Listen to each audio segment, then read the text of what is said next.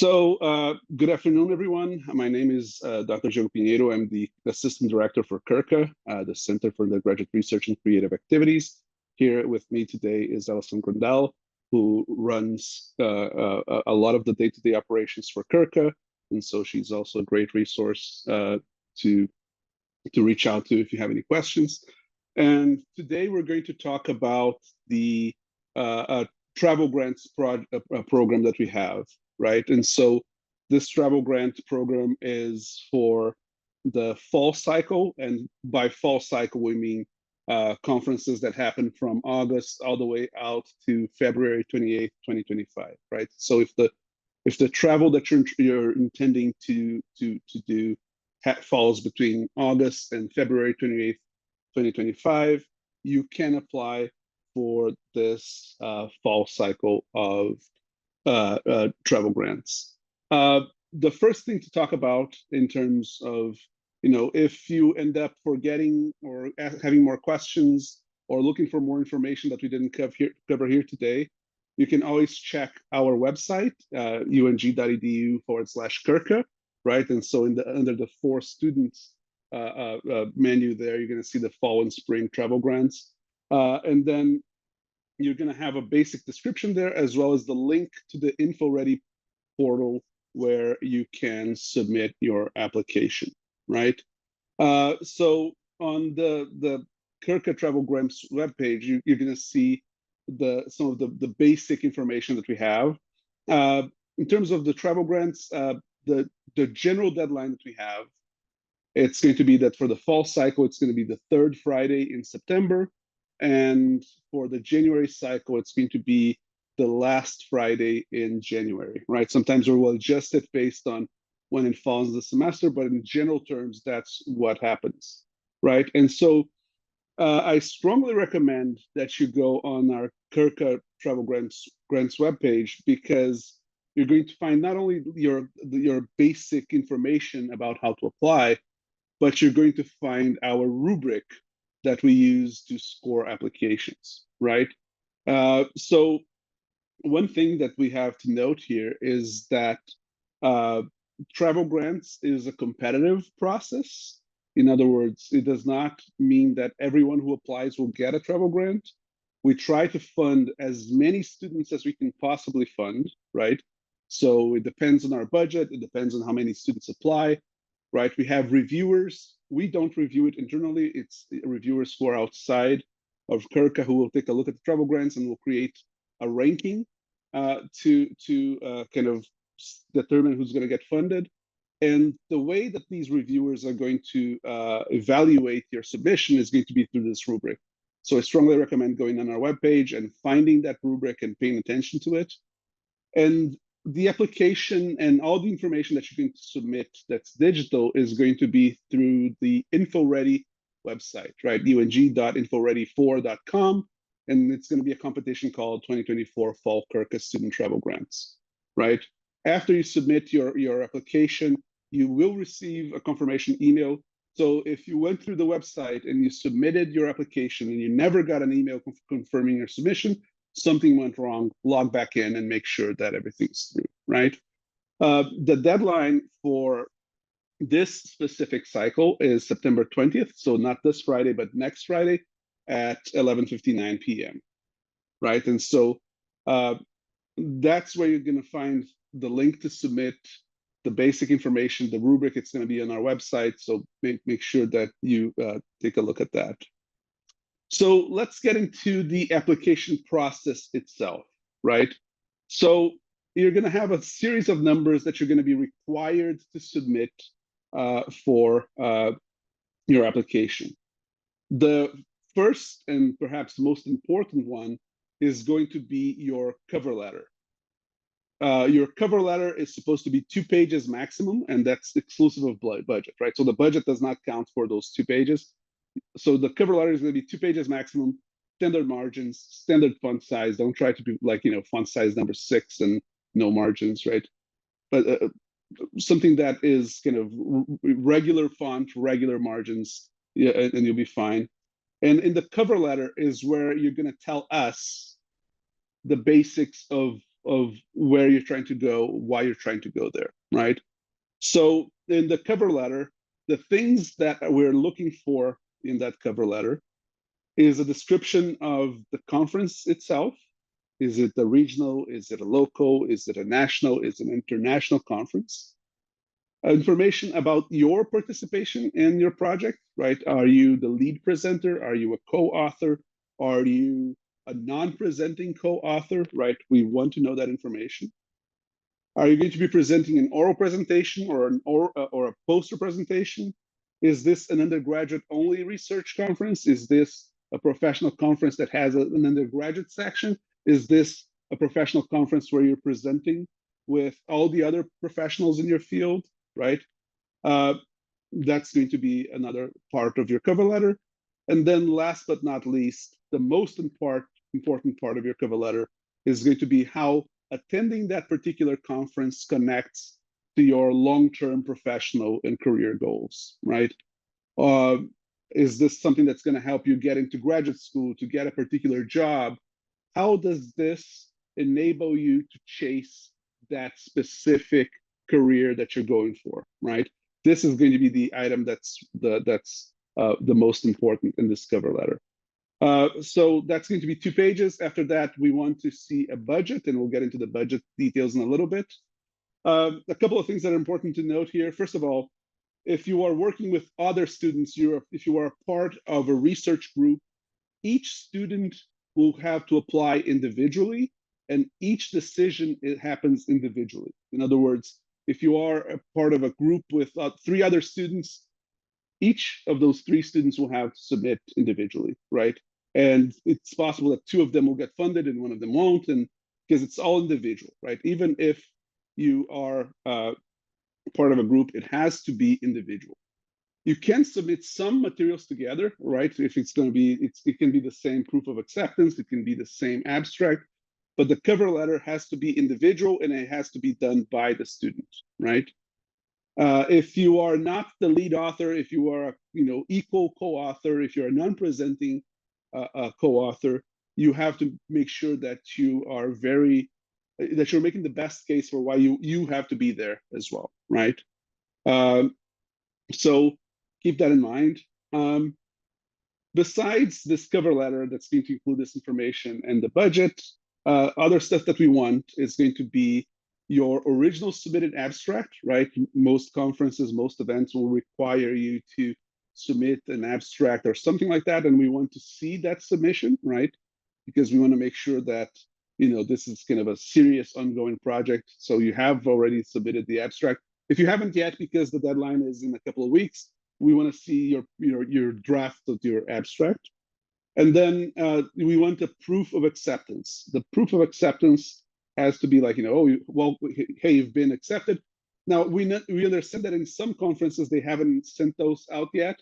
So in that situation, we want to see a statement of when you would expect to learn about whether you've been accepted or not, right? So for example, I know that the Georgia Undergraduate Research Conference is still accepting submissions, so they haven't accepted anyone yet.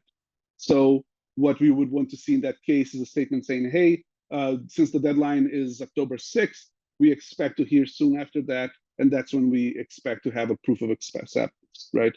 So abstract, proof of acceptance.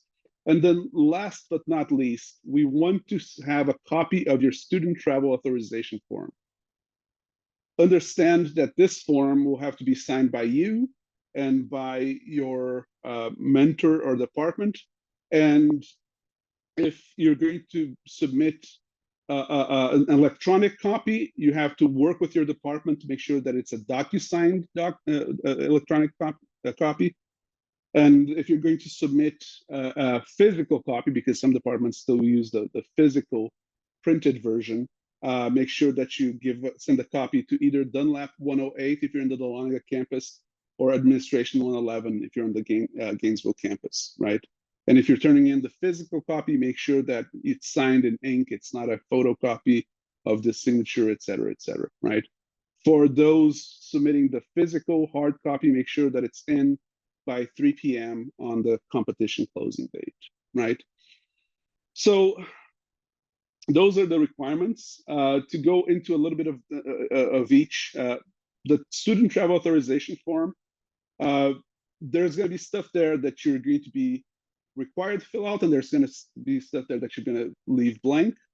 We want to see, the basics of your name, student ID, travel dates, destination, your itemized costs. And again, keep in mind that you're going to need to have your mentor sign that form for you, right? So just your signature is not going to be enough, right? There has to be a brief description of how your presentation benefits UNG, right? And this part is kind of the easy part. If you are from a department that is additionally providing you with funding for a travel conference, right? In other words, if CURCA is not your only source of funding, if other sources of funding from UNG are in play here, make sure that a representative from whichever department is covering part of your cost also signs on this student travel authorization, right? So in terms of the student travel authorization, keep in mind that since you're entering the itemized costs of the stuff that you expect to spend, it's better to go over than to go under, right? It's better to overshoot how much you think you're going to spend than to underestimate it, right? Because if you say that you're going to need $350 and we give you $350, we can't go over because it turns out to be 100 to 380, right? So keep that in mind. Now, to go back to the cover letter, this here is the rubric that you're going to find on our website, right? And I strongly recommend that you pay close attention to this rubric. The way that we at CURCA evaluate travel grant submissions is that we'll get these submissions, we'll give them to our reviewers who are not members of CURCA, and we tell them to go strictly by the rubric, right? The reviewers are going to cover the they're going to evaluate your submission exclusively by the rubric, right? And so each of these items here is something that you have to pay strong attention to, and it's okay for you to write with the rubric in mind, because again, that's what we're looking for, right? There's, as you can see, there's 5 different categories in the rubric here. The one that is weighted the heaviest, the most important one, is going to be your academic and professional development. But the idea here is that we want to see something that covers each of these 5 items. It's important on your end to add the information to your cover letter about each of these 5 items. Why? Because we explicitly tell our reviewers that they're not supposed to Google anything about your application. They're supposed to go strictly by what you submit. In other words, if you're going to a conference, it's on you to describe whether the conference is a national or a regional or a local conference. It's on you to describe whether you're presenting an oral presentation or a poster. It's on you to describe whether the conference is undergraduate only or professional with an undergraduate section, all of that, right? It's very important that you provide this because, again, they're not going to try to Google what conference you're going to figure out something if you haven't submitted it in your cover letter, right? So the 5 items on your rubric are the impact of presentation, and by this we mean, is this conference national, international, regional, local, right? What is your participation? Are you the lead presenter? Are you a co-presenter? Are you a co-author who's non-presenting, right? It's important to clarify your role there. What type of conference is this? Is this a professional conference where you're presenting with other professionals? Is this an undergraduate-only conference? Is this a professional conference with an undergraduate-only section? That's another important thing to address, as you can see here in the rubric. And as I've mentioned before, the most important item on your submission is how does this presentation connect to your academic and professional development, right? And here it's very important to be specific and to be detailed, right? Not just like, it's going to be great because I'm going to get to see how a conference works, right? Be specific about what are your long-term plans. How does this kind of enable you to pursue your long-term plans? because that is weighted twice as much as every other item on your submission. And then finally, your budget. And we're going to talk about budget here for a little bit, right? So on your budget, right, which is going to be something that you're going to have both on your student travel authorization and on your cover letter. It's important to mention that, right? There has to be a budget at the end of your cover letter. We want you to include all your expenses, even if they go beyond $500, right? We can only give you $500, but even if it goes beyond that, we want to see that on the budget, right? It makes it easier for us to make a case for the administration to give us more money and all that sort of stuff. And so things that you're supposed to put in your budget, right? What is the registration cost?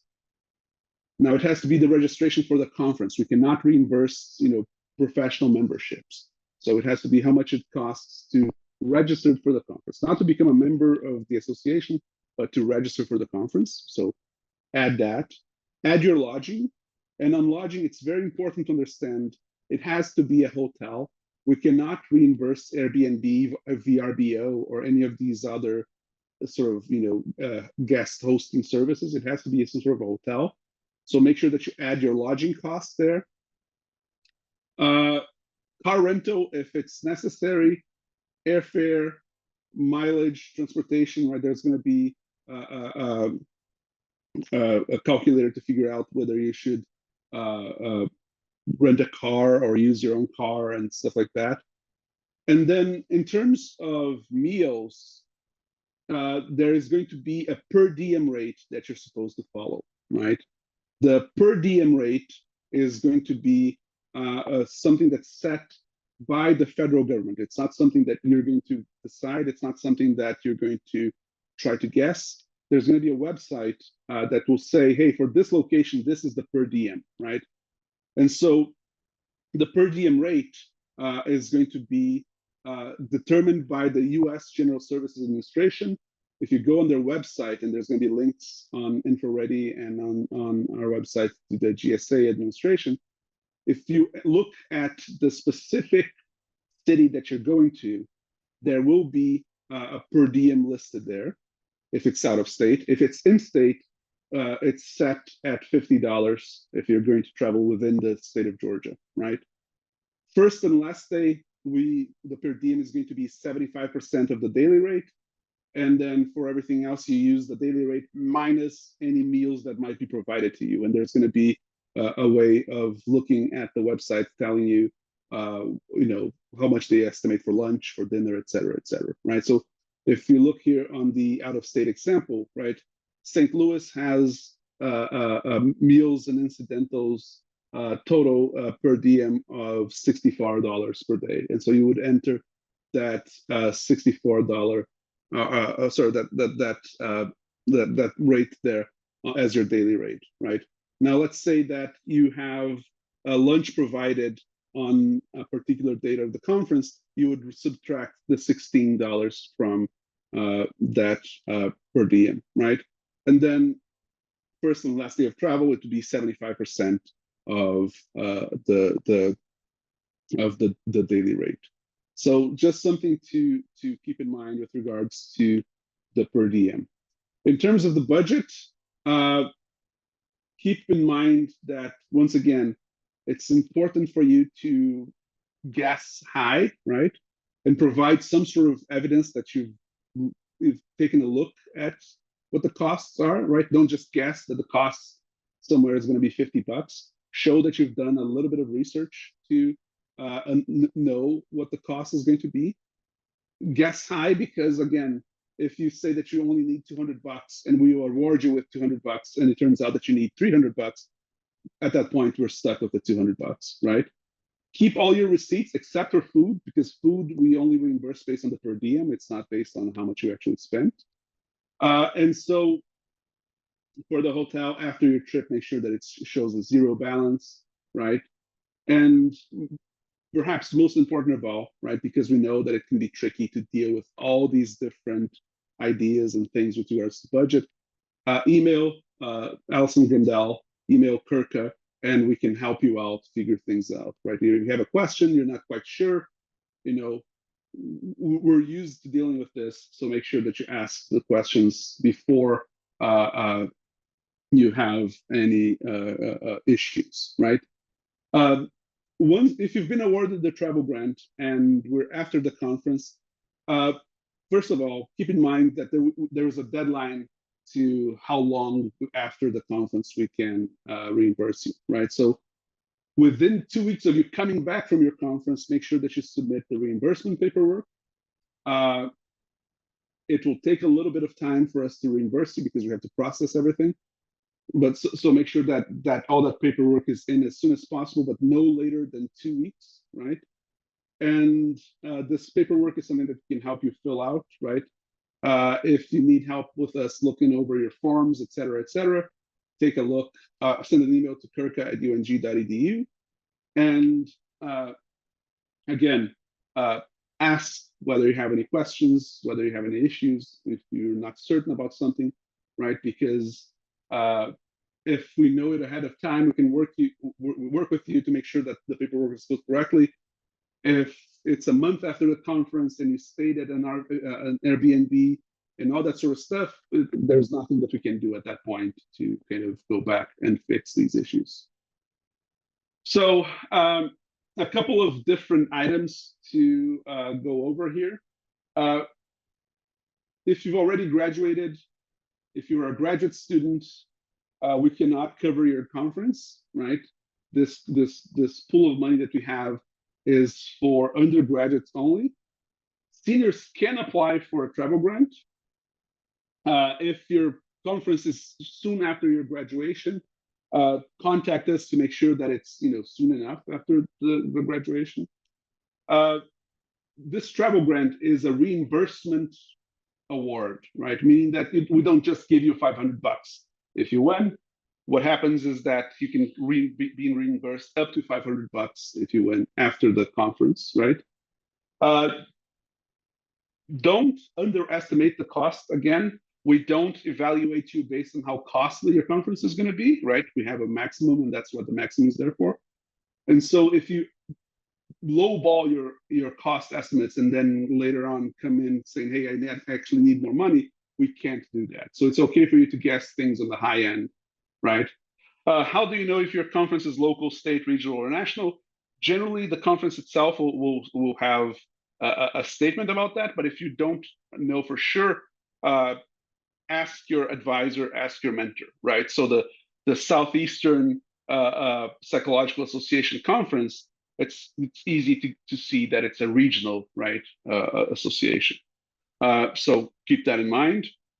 It doesn't matter if you have not yet been accepted to your conference. You can submit just a statement with the expected date of acceptance or expected date of application.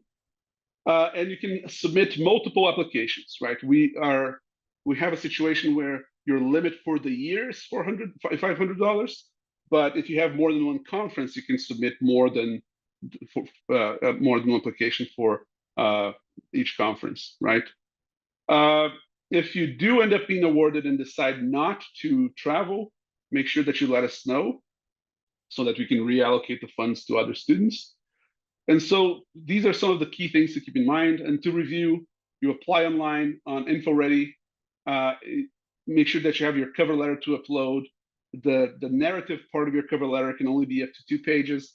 The budget can go over that. Make sure that you have that budget, that it's a detailed budget. Make sure that you submit a proof of acceptance or a projected date of notification.